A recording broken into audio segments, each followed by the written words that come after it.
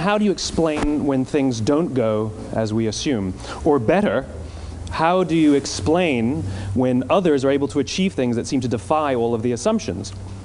For example, why is Apple so innovative? Year after year after year after year, they're more innovative than all their competition. And yet, they're just a computer company. They're just like everyone else. They have the same access to the same talent, the same agencies, the same consultants, the same media. Then why is it that they seem to have something different? Why is it that Martin Luther King led the civil rights movement? He wasn't the only man who suffered in a pre-civil rights America, and he certainly wasn't the only great orator of the day. Why him? And why is it that the Wright brothers were able to figure out controlled powered manned flight when there were certainly other teams who were better qualified, better funded, and they didn't achieve powered manned flight, and the Wright brothers beat them to it? There's something else at play here. About 3.5 years ago, I made a discovery, and this discovery profoundly changed my view on how I thought the world worked, and it even profoundly changed the way in which I operate in it. As it turns out, there's a pattern. As it turns out, all the great and inspiring leaders and organizations in the world, whether it's Apple or Martin Luther King or the Wright brothers, they all think, act, and communicate the exact same way, and it's the complete opposite to everyone else. All I did was codify it. And it's probably the world's simplest idea. I call it the golden circle.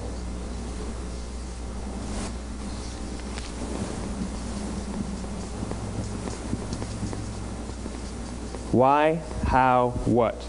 This little idea explains why some organizations and some leaders are able to inspire where others aren't. Let me define the terms really quickly. Every single person, every single organization on the planet knows what they do, 100%.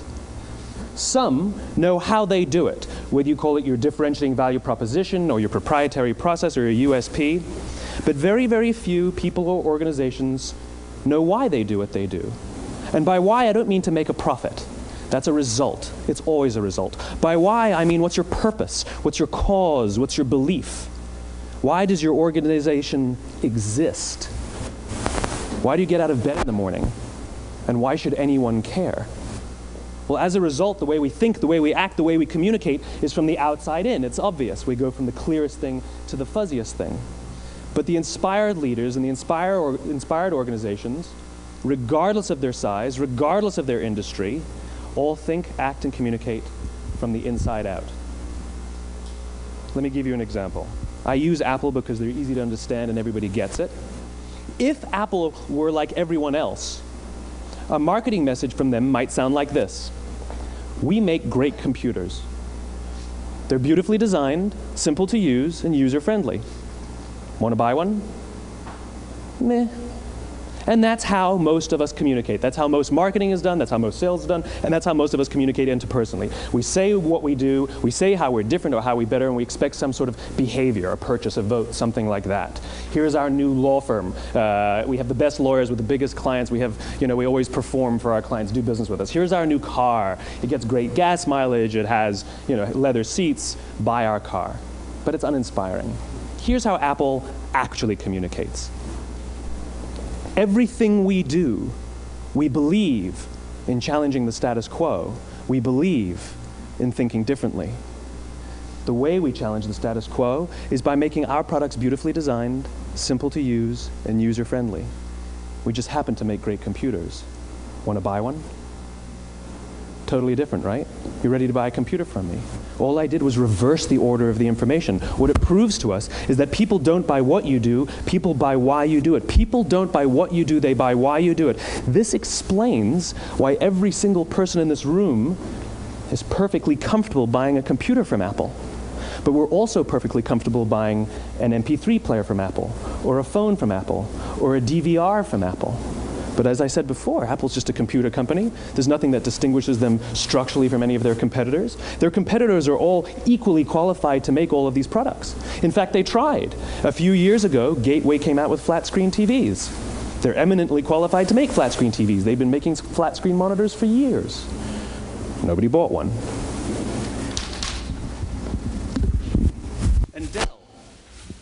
Dell came out with MP3 players and PDAs. And they make great quality products, and they can make perfectly well-designed products, and nobody bought one. In fact, talking about it now, we can't even imagine buying an MP3 player from Dell. Why would you buy an MP3 player from a computer company? But we do it every day. People don't buy what you do, they buy why you do it. The goal is not to do business with everybody who needs what you have. The goal is to do business with people who believe what you believe. Here's the best part. None of what I'm telling you is my opinion. It's all grounded in the tenets of biology, not psychology, biology. If you look at a cross-section of the human brain, looking from the top down, what you see is the human brain is actually broken into three major components that correlate perfectly with the golden circle. Our newest brain, our Homo sapien brain, our neocortex, corresponds with the what level.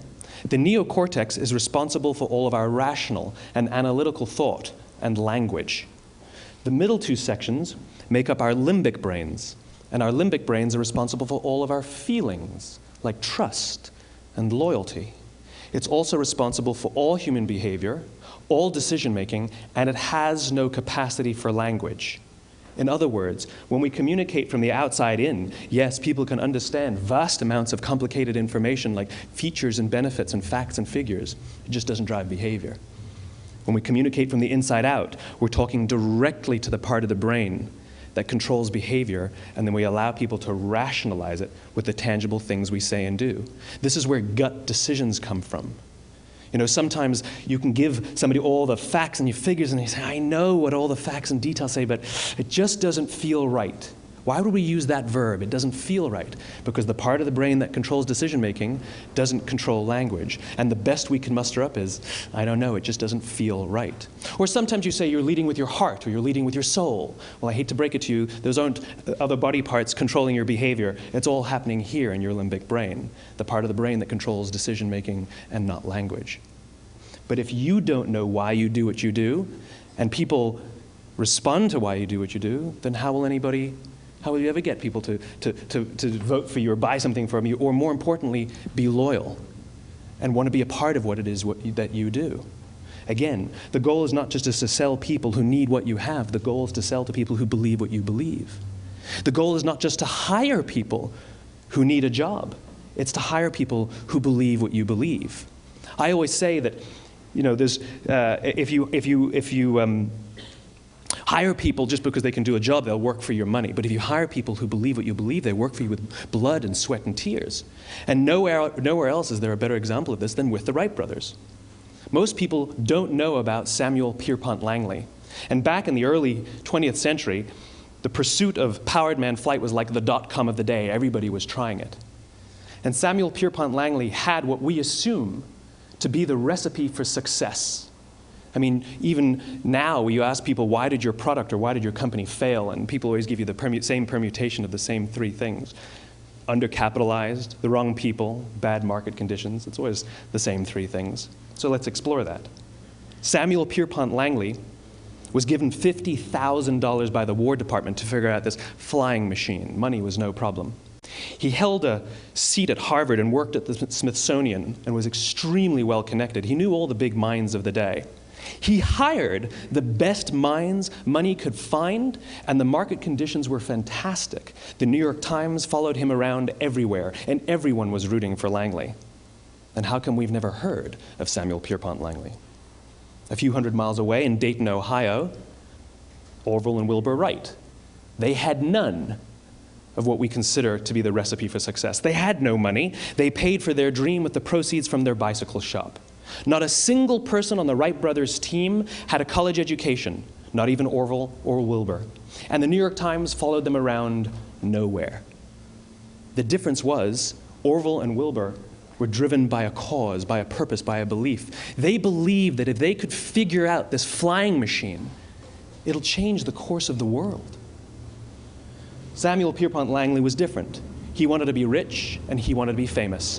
He was in pursuit of the result. He was in pursuit of the riches. And lo and behold, look what happened. The people who believed in the Wright brothers' dream worked with them with blood and sweat and tears. The others just worked for the paycheck. And they tell stories of how every time the Wright brothers went out, they would have to take 5 sets of parts because that's how many times they would crash before they came in for supper. And eventually, on December 17th, 1903, the Wright brothers took flight. And no one was there to even experience it. We found out about it a few days later. And further proof that Langley was motivated by the wrong thing, the day the Wright brothers took flight, he quit. He could have said, "That's an amazing discovery, guys. Now we'll improve upon your technology." But he didn't. He wasn't first. He didn't get rich. He didn't get famous. So he quit. People don't buy what you do, they buy why you do it. And if you talk about what you believe, you will attract those who believe what you believe. Well, why is it important to attract those who believe what you believe? Something called the law of diffusion of innovation. And if you don't know the law, you definitely know the terminology. The first 2.5% of our population are our innovators. The next 13.5% of our population are our early adopters. The next 34% are your early majority, your late majority, and your laggards. The only reason these people buy touch-tone phones is because you can't buy rotary phones anymore. We all sit at various places at various times on the scale, but what the law of diffusion of innovation tells us is that if you want mass market success or mass market acceptance of an idea, you cannot have it until you achieve this tipping point between 15 and 18% market penetration, and then the system tips. And I love asking businesses, what's your conversion on new business? And they love to tell you, oh, it's about 10%, proudly. Well, you can trip over 10% of the customers. We all have about 10% who just get it. That's how we describe them, right? That's like that gut feeling, oh, they just get it. The problem is, how do you find the ones that just get it before you're doing business with them versus the ones who don't get it? So it's this here, this little gap, that you have to close, as Geoffrey Moore calls it, crossing the chasm.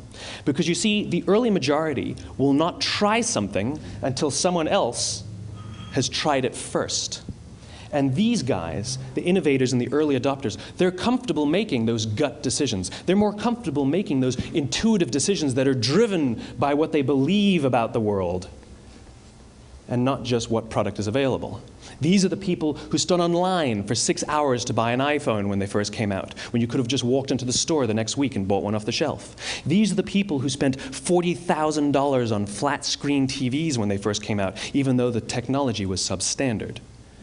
And by the way, they didn't do it because the technology was so great. They did it for themselves.